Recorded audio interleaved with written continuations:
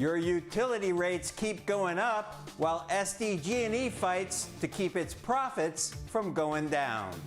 A security threat shuts down the main gate at North Island. Details on what happened. New carpool HOV lanes on the I-5 up through Carlsbad. What this means for your commute. Is Congress really considering a pay cap for nurses? We verified. The $20 challenge, a dinner for four, beef stew coming your way. And Peterson's Donut Corner has a new owner. And you know how many things he's changing? 0. And why there were 2 solutions to your Wordle puzzle today. CBS 8 News Live at 6 starts now.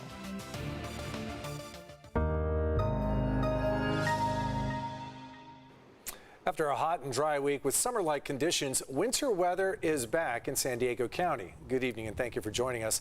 I'm Carlo Cicchetto. I'm Marcella Lee. We woke up to a big drop in temperatures, rain and wind this morning, and that also means the return of snow up in our local mountains. Chief Meteorologist Carlene Chavis is here early to tell us if it's too early to put away the umbrella. Carlene. Well, you should have had it out already. I was going to say, or not too late to find it. Exactly. Yeah, no, we're still holding on to a chance for rain as we go into this evening. Here's some video from earlier today. This was shot in Imperial Beach as well as Chula Vista. You had the winds that were picking up, also had the rain that was out there. And taking a look at our current satellite radar, we still have that influx of moisture. So over the past 3 hours, we've been dealing with those scattered showers and also slick roads out there. So give yourself some extra time because we're not done just yet. Also starting to see some of that snow accumulating right over our mountains, and that's with low snow level coming down to about 3,500 feet as we go into the overnight hours. As far as totals, we've actually seen some really light stuff closer towards the coast. We've had the most rainfall for Palomar Mountain, getting close to a half an inch, more than 1/10 of an inch for Valley Center today. As I mentioned, we're not done just yet.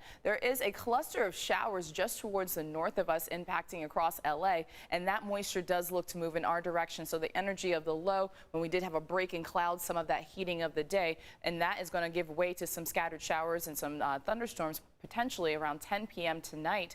We're seeing those storms getting caught up right along the mountains and extending all the way towards the border. Everything starts to taper off as we go into the overnight hours. Still seeing a few showers in our mountains, but drier by tomorrow. We'll go ahead and take a look at your complete forecast coming up. Marcella? All right, Carlene, thanks. Some tense moments at Naval Base North Island today after guards there stopped a vehicle they believed had bomb-making materials inside. The security threat forced the closure of the main gate. CBS 8's Shannon Handy has details on what happened and who was detained during that incident. The main gate reopened around 2:15 this afternoon, nearly 5 hours after this incident started. Now, Navy officials are not releasing many details about the incident, but say this all started after guards stopped what they believe to be a suspicious vehicle trying to get on base. Tuesday security scare at Naval Station North Island began around 9 a.m. Guards at the main gate stopped what they believe to be a vehicle with bomb-making materials inside. The inbound and outbound access points to the main gate were quickly evacuated and shut down as the driver of that vehicle was detained for questioning. NCIS was brought in to investigate the incident. The FBI and Coronado Police assisted, as did the bomb squad. Though our cameras were kept a distance away from our vantage point, it appeared as though the vehicle involved did make it past the main gate before it was stopped. Investigators were seen going in and out of a white vehicle, removing items during that search. Meanwhile, outside the gate, at one point, Navy officers crouched behind their vehicle, presumably to take cover. Once the scene was cleared, the main gate reopened and operations continued as normal. Late this afternoon, the vehicle involved was towed off base. As this was going on, a stay-in-place order was in effect, though people could get onto the base through other entrances. Now, at this point, we do not know what, if anything, was found in that vehicle or who the driver is, but as soon as we learn more details, we will share them with you. All right, Shannon, thanks. San Diego Gas and Electric customers are amped up over recent increases in their utility bills. Still, SDG&E is asking the Public Utilities Commission not to reduce its profits. The CBS 8's David Govton reports the utility says it needs to keep its current profit rate because of the pandemic. Currently, SDG&E's return on equity is among the highest in the country.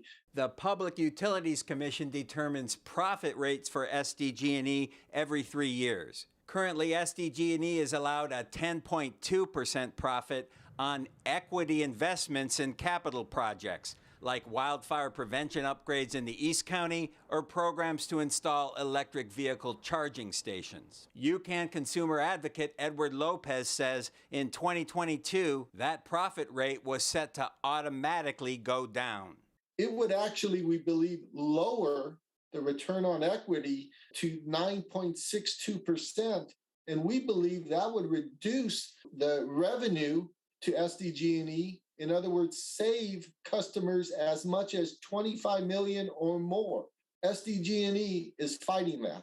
Because of declining stock values the utility blames on the pandemic, SDG&E wants to keep its profit rate at 10.2%. The pandemic has exacerbated SDG&E's already existing above-average risks, the utility wrote in its application.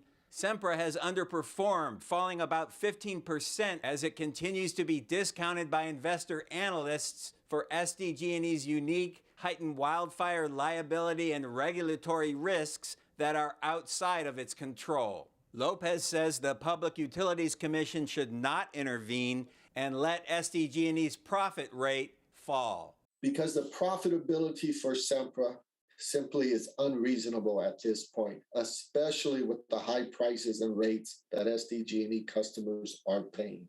If you're amped up about your high SDG&E bill, there is an opportunity for ratepayers to voice their concerns in a couple weeks. On February 28th, as well as March 1st, the CPUC will hold all-day workshops. There is an opportunity, as this is a public meeting, for the public to provide comments. Those two meetings are virtual, so you can call in and speak directly to the California Public Utilities Commissioners. You can also email your comments in advance. We're going to post all that information at cbs8.com. David, if that profit rate does get reduced, how is it going to impact SDG&E's revenue?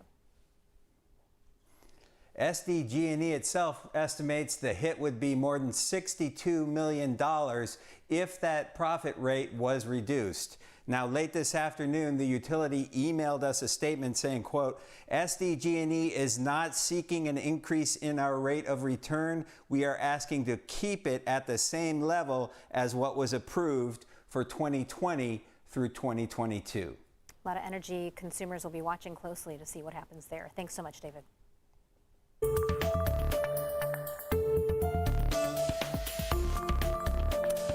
A few pandemic restrictions will be pulled back for San Diego Unified students and staff starting tomorrow.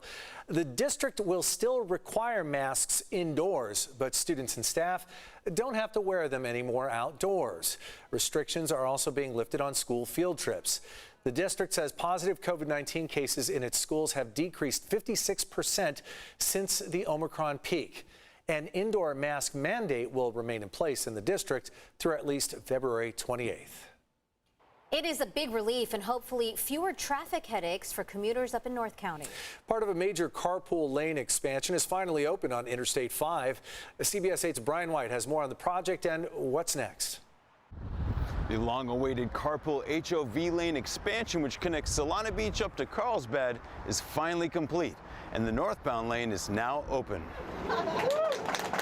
Caltrans and Sandag cut the ribbon to celebrate the opening of 9 new miles of carpool HOV lanes on I-5 between Loma Santa Fe Drive and Palomar Airport Road. It will make it so that it's easier for people to live their lives. So people getting to the places they need to go, their work, their appointments, this will make it more efficient for them. Catherine Blakespear is not only the mayor of Encinitas, but she's also the current chair of Sandag. And she's excited for what this means for North County commuters. It should make it easier for people, and there should be less congestion because the road network is now a little bit bigger.